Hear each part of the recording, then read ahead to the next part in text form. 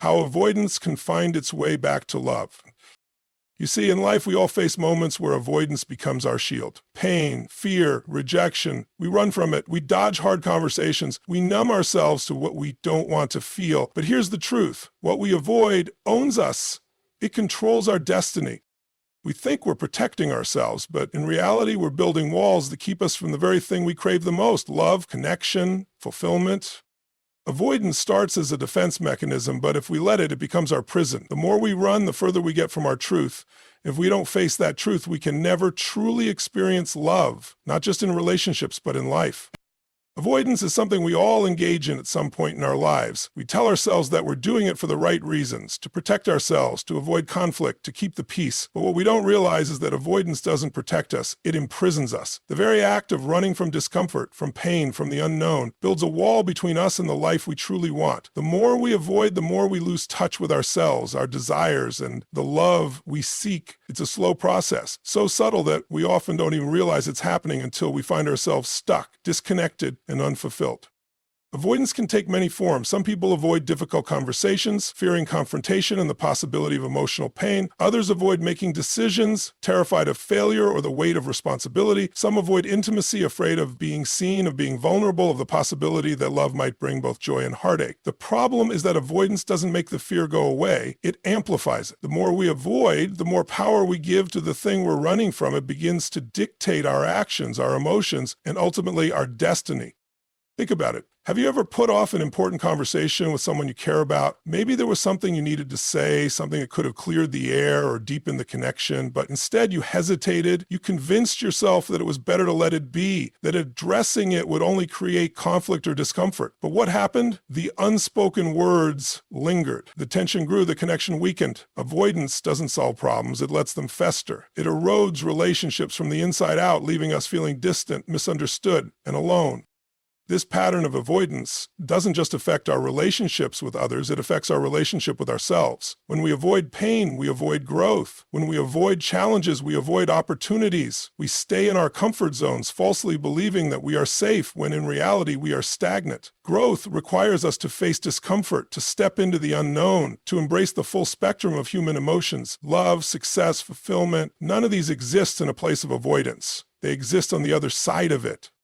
Avoidance tricks us into believing that we are in control, but in truth, it is the one controlling us. The more we run, the stronger our fears become. What we resist persists. The things we refuse to face take root in our subconscious and manifest in other areas of our lives. We start to sabotage ourselves without even realizing it. We push people away before they can leave us. We procrastinate on opportunities before we can fail. We tell ourselves we don't care before we can be rejected. In trying to avoid pain, we create it in different ways.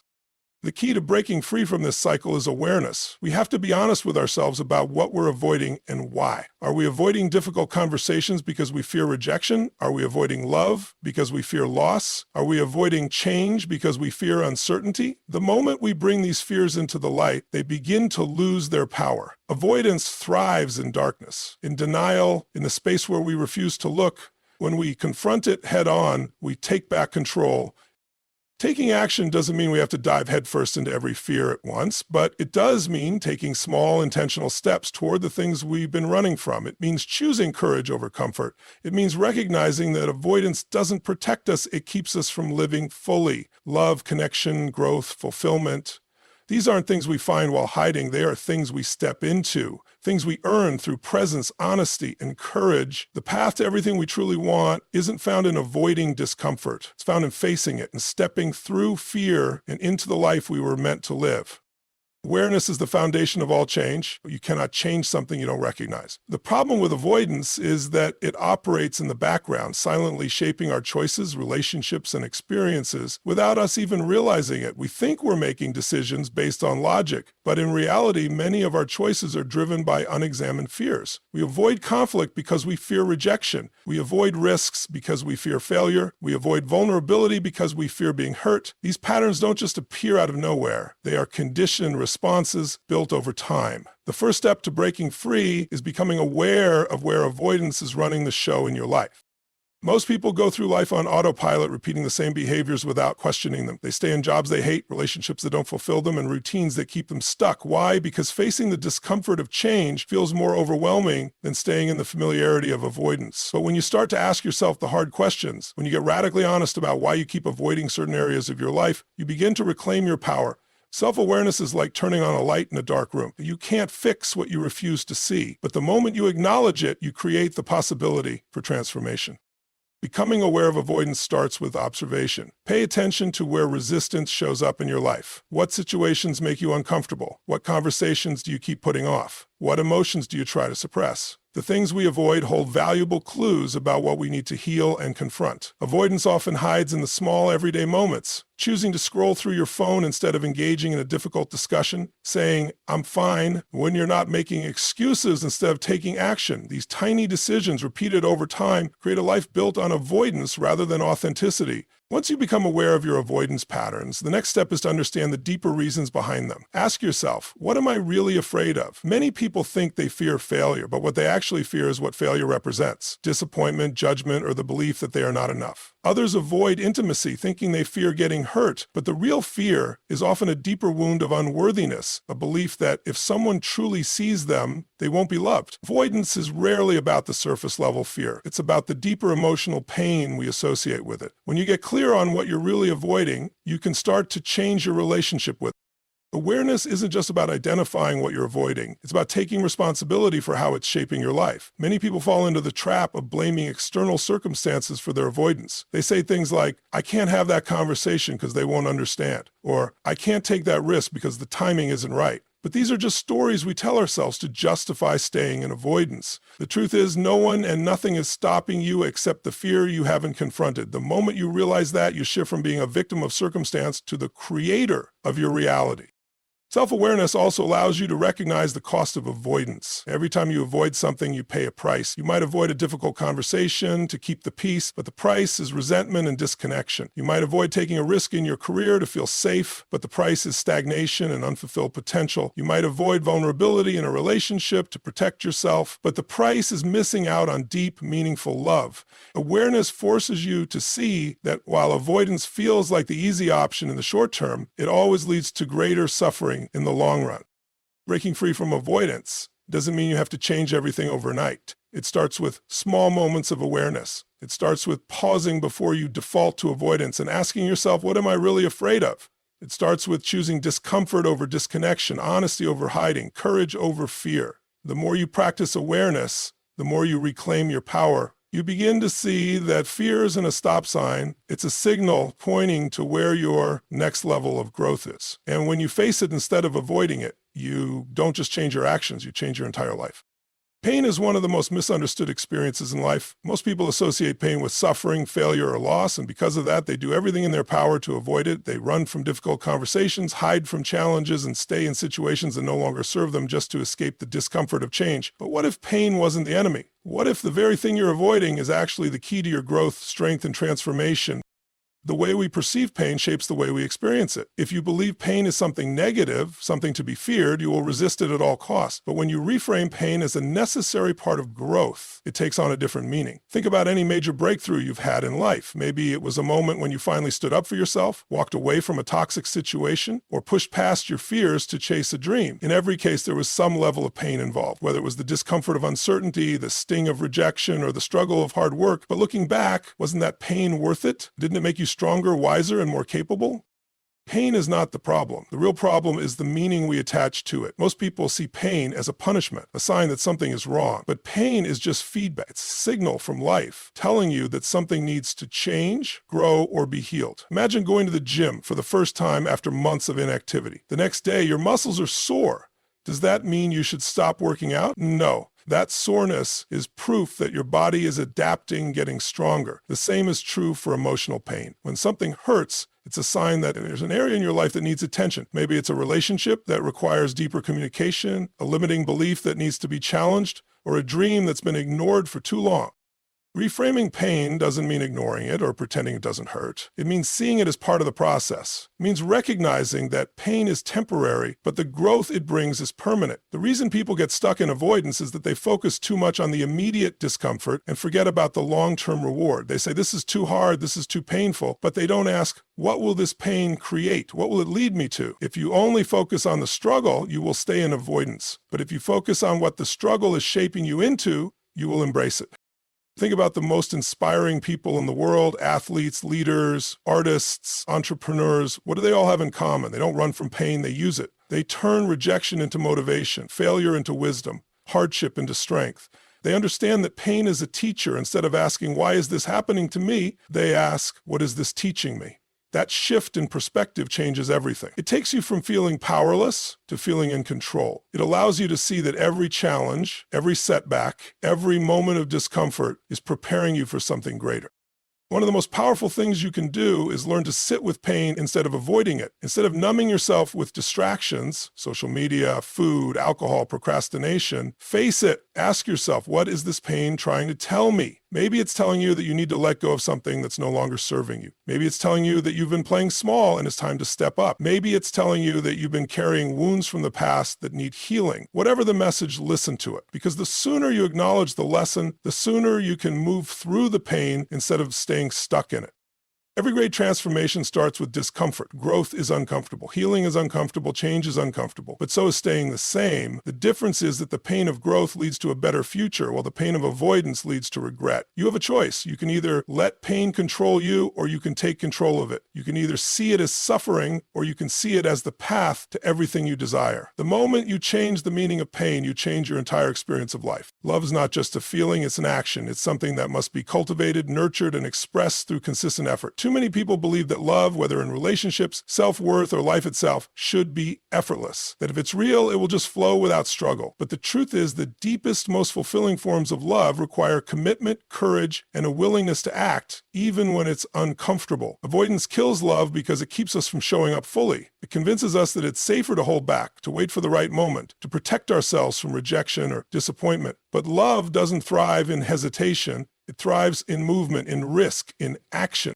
One of the biggest ways people sabotage love is by waiting for the perfect conditions before taking action. They say, I'll be vulnerable when I know I won't get hurt, or I'll open up when they prove they care. But love doesn't work that way. It's not about waiting for guarantees. It's about showing up regardless. Love requires the courage to go first, to express how you feel without knowing how the other person will respond, to put in effort even when it's not reciprocated immediately, to trust even when you've been hurt before. The problem with avoidance is that it tricks you into thinking that playing it safe will protect you. In reality, it just creates distance. The more you avoid, the more disconnected you become, not just from others, but from your own ability to give and receive love freely.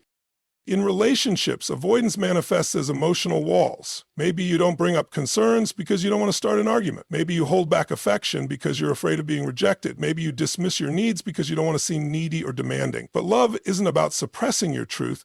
It's about sharing it. Every time you avoid expressing what's in your heart, you put another layer of distance between you and your partner. Over time, that distance becomes the very thing that erodes the connection. Relationships don't fall apart overnight. They weaken through small, repeated moments of avoidance, unspoken words, withheld affection, unresolved issues. The only way to keep love alive is to choose action over avoidance, again and again. Love also demands action in the relationship you have with yourself. Self-love isn't just about feeling good about who you are. It's about the actions you take to honor yourself. That means setting boundaries instead of letting people walk over you. It means making choices that align with your values instead of settling for what's easy. It means taking care of your physical, emotional, and mental well-being instead of ignoring your needs. Many people avoid self-care because they feel guilty, or they avoid facing their insecurities because it's uncomfortable. But avoiding yourself is the fastest way to lose connection with who you are. Self-love requires action, choosing yourself daily, even when it's hard. Avoidance also shows up when people fear rejection or failure. They hold back love because they don't want to risk getting hurt. But the irony is, avoiding love doesn't prevent pain, it guarantees it. If you never put yourself out there, you will never experience true connection. If you never risk vulnerability, you will never know the depth of love that's possible. Avoidance creates a life of loneliness, not safety. The most successful relationships, the happiest people, and the most fulfilled individuals all have one thing in common. They take action in love. They express appreciation without hesitation. They have hard conversations instead of avoiding them. They make the first move instead of waiting for someone else to do it. Love demands presence. It asks you to show up fully, to engage with your whole heart, to participate instead of observing from a distance. It's not something you wait for. It's something you create. If you want more love in your life, you have to give more love. If you want deeper relationships, you have to be willing to connect on a deeper level. If you want more passion, you have to take passionate action. The mistake most people make is thinking that love is something that just happens to them, when in reality, love is something they build through their actions every single day. Vulnerability is often seen as weakness, but in reality, it is the foundation of connection, intimacy, and deep, meaningful relationships. Avoidance and vulnerability cannot coexist. When you avoid vulnerability, you build walls instead of bridges, and those walls don't just keep pain out, they keep love, joy, and fulfillment out as well. People avoid being vulnerable because they fear rejection, judgment, or getting hurt. But the irony is that avoiding vulnerability creates the very loneliness and disconnection they are trying to escape. Vulnerability is the price of real love, real relationships, and real personal growth. Many people spend their lives wearing emotional armor. They act tough, indifferent, or detached because they believe that showing their true emotions will make them appear weak. They avoid expressing how they feel, believing that if they don't put themselves out there, they can't get hurt. But this strategy doesn't protect them, it isolates them. True connection only happens when people are willing to be seen for who they really are. You cannot truly love or be loved if you are hiding behind a mask. Love requires honesty, and honesty requires vulnerability. Think about the moments in your life when you felt the deepest connection with someone. Was it when you were pretending to have it all together? Or was it when you opened up, shared your fears, your dreams, your struggles, and allowed yourself to be truly seen? Every great relationship, whether romantic, familial, or platonic, is built on a foundation of vulnerability. It's the moment when you say, "This is who I really am," and the other person says, "I see you and I accept you." That kind of connection cannot exist in an environment of avoidance. Avoidance creates distance while vulnerability creates closeness. Avoidance keeps conversations on the surface while vulnerability takes them deeper. Avoidance keeps love guarded while vulnerability allows love to flow freely. People often avoid difficult conversations because they fear conflict, but avoiding those conversations only leads to greater misunderstandings, resentment, and emotional detachment. Vulnerability means having the courage to express your true thoughts and feelings even when it's uncomfortable. It means saying, "This is what I need, this is how I feel," or "This hurt me," rather than pretending everything is fine. Avoidance doesn't just affect relationships with others, it affects the relationship you have with yourself. When you avoid your own emotions, you lose touch with your true self. You bury your feelings, suppress your desires, and pretend you don't care when deep down you do. Over time, this leads to numbness. You stop feeling deeply, and life starts to feel empty. Vulnerability, on the other hand, brings you back to life. It allows you to experience emotions fully, to express yourself authentically, and to live with an open heart rather than a closed one. Some people fear that if they are vulnerable, they will be taken advantage of or hurt. But the truth is, vulnerability does not mean exposing yourself to people who will misuse it. It means choosing wisely who you open up to while understanding that no relationship can thrive without honesty. Being vulnerable does not mean sharing everything with everyone. It means being real with the people who matter. It means dropping the act and showing up as yourself. It means embracing the fact that love, by its nature, comes with risk. You cannot experience deep love without risking heartbreak, just as you cannot achieve success without risking failure. Every great love story, every lasting friendship, every meaningful connection exists because at some point someone took the risk of being vulnerable. Someone said, "I love you" first. Someone admitted their fears. Someone expressed their dreams. Someone opened their heart when they could have stayed guarded. The people who experience the deepest relationships and the greatest personal growth are not the ones who avoid vulnerability, but the ones who embrace it. They understand that the reward of connection is worth the risk of being seen. When you stop avoiding vulnerability and start embracing it, everything in your life changes. Your relationships become more authentic. Your confidence grows because you are no longer hiding behind a facade. You become more at peace because you are living in alignment with your true self. Avoidance keeps you stuck, but vulnerability sets you free. It allows you to step fully into love, connection, and the life you are meant to live. Love is not something that just happens. It's something we create, cultivate, and sustain through conscious effort. Many people believe that if love is real, it should flow effortlessly without challenges or struggle. But the reality is, love, whether in a romantic relationship, a friendship, or even self-love, requires continuous growth and nurturing. The biggest mistake people make is thinking that once love is lost, it's gone forever. But love doesn't disappear. It fades when we stop feeding it, when we stop prioritizing it, when we allow avoidance to take the place of action. If love has weakened, it can be strengthened again. If it has been lost, it can be found. But it takes effort, intention, and a willingness to break through the barriers that have been created over time. Avoidance is one of the most common reasons love fades. It starts subtly, avoiding tough conversations, avoiding expressing emotions, avoiding showing up fully. Over time, these small avoidances accumulate, creating distance, resentment, and disconnection. The good news is that just as avoidance can pull love apart, action can bring it back together. It starts with a decision, the decision to show up differently, to face what has been avoided, and to actively build love rather than passively letting it slip away. Rekindling love requires revisiting what made the connection strong in the first place. In relationships, this means remembering what drew you to the other person, what made you fall in love, and what moments created the deepest connection. Love is not lost because people change. It is lost because people stop paying attention. They stop prioritizing affection, communication, and vulnerability. If love has become distant, the first step to bringing it back is to start showing up again. Initiate meaningful conversations. Express appreciation. Bring back small gestures of love. Create new experiences together. Love is built in the small moments. Choosing to listen rather than ignore. Choosing to reach out rather than withdraw. Choosing to be present rather than distracted. Self-love follows the same pattern. When people feel disconnected from themselves, it's usually because they've stopped prioritizing their well-being. They've avoided their needs, ignored their passions, or allowed negative self-talk to take over. But self-love, just like love in relationships, can always be restored. It starts with action. Choosing to take care of yourself, to honor your boundaries, to speak to yourself with kindness, to do the things that bring you joy. When you stop avoiding yourself and start actively nurturing yourself, you rebuild the love you have for who you are.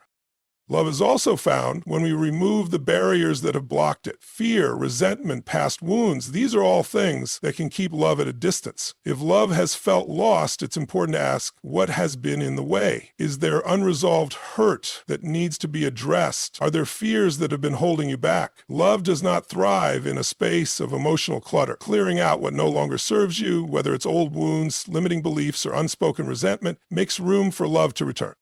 One of the most powerful ways to reignite love is to make it a daily practice. Love is not just something we feel, it is something we do. If you want to strengthen love in your relationships, practice love daily through words, actions, and presence. If you want to strengthen love for yourself, practice self-love daily through the way you treat yourself, the choices you make, and the way you speak to yourself. Love is not passive, it is active, and the more you put into it, the more it grows.